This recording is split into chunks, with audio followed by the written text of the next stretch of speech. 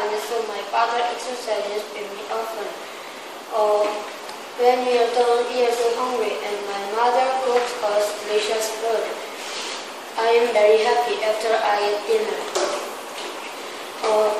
I think I am a lucky boy because it is easy for me to love my parents. Second, do you know what we do together?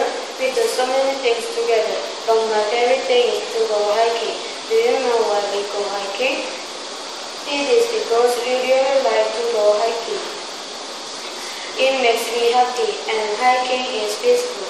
So I have gone hiking many times because it is good for my health. The fresh mountain air is also good for me.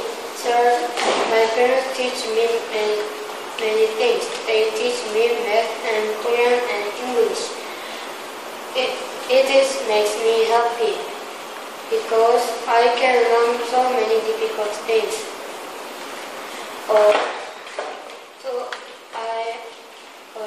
Do you know why my parents teach me? They teach me because they want to help me. In conclusion, my parents given me so many things. They give me food and a house and knowledge. So I love my parents.